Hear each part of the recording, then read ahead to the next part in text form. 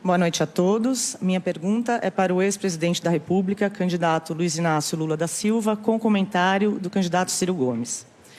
Candidato, o senhor tem falado sobre a necessidade da união da esquerda, mas o senhor e o candidato Ciro Gomes vivem um clima de hostilidade. Recentemente, o candidato Ciro Gomes afirmou, abro aspas, que o senhor considera o povo um bando de imbecis e também afirmou que já viu o senhor se corrompendo.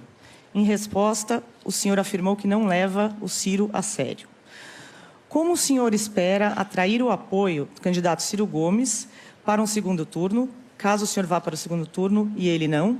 E para o candidato Ciro Gomes, o senhor pretende apoiar o candidato Lula se ele for para o segundo turno e você não? O senhor não?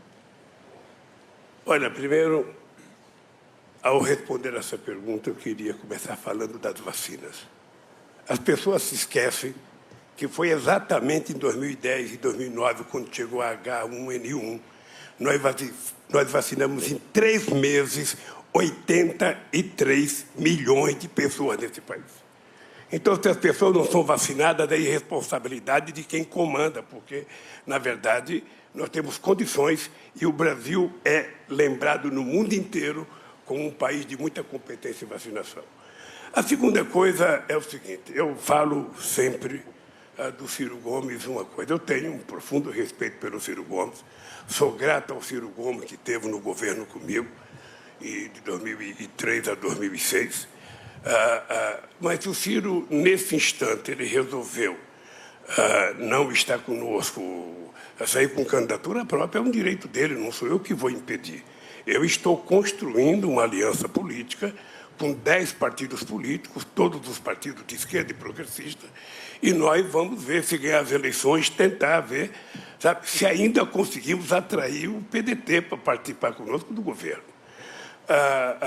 Eu sempre digo o seguinte, tem 3 pessoas no Brasil que eu trato com deferência.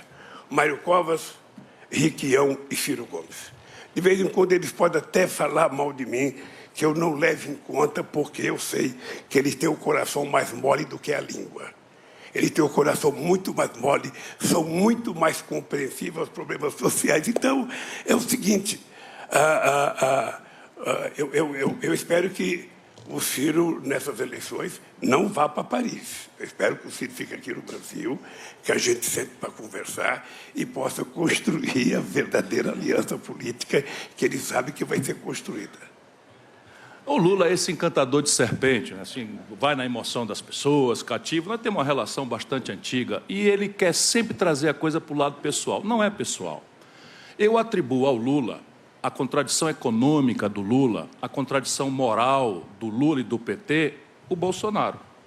Eu não acho que o Bolsonaro desceu de Marte com essas contradições todas. O Bolsonaro foi um protesto absolutamente reconhecido, respeitosamente por mim, contra a devastadora crise econômica que o Lula e o PT produziram e que ele apaga.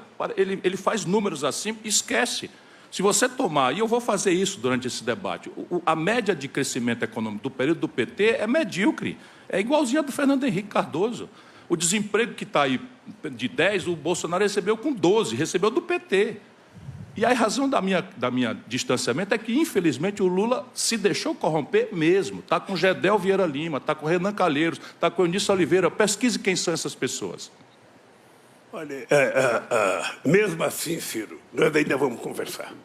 E você vai pedir desculpa, porque você sabe que você está dizendo inverdades a meu respeito. Você sabe que está dizendo inverdade. Agora, o que é importante a gente levar em conta é que, quando o Ciro joga a responsabilidade da eleição do cidadão, sabe, nas minhas costas, eu queria dizer que eu não fui para Paris.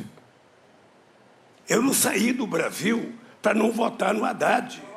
Eu não saí no Brasil para não votar. E fui preso para não ganhar as eleições, porque sabiam que se eu tivesse liberdade, eu ganhava as eleições. E você sabe que eu fui absolvido em todos os 26 processos? Você sabe que eu fui absolvido em todos os processos? Fui absolvido na ONU, fui absolvido na primeira, na segunda instância e 2 vezes na Suprema Corte. Agora é o seguinte, eu sou o único inocente que paga o preço de ser inocente. Ou seja, eu sou culpado porque sou inocente.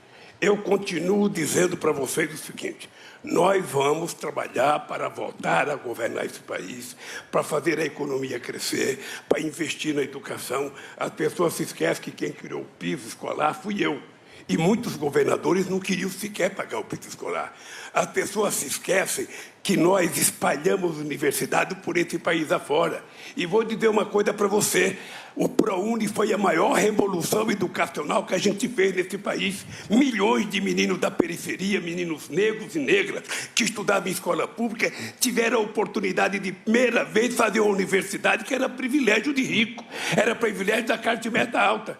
Aliás, filho, você sabe perfeitamente bem que esse país é tão contra a educação que o Peru teve a sua primeira universidade em 1554 e a nossa primeira foi em 1920. Ou seja, a elite brasileira nunca se preocupa em educar. Precisou um metalúrgico sem diploma cuidar disso.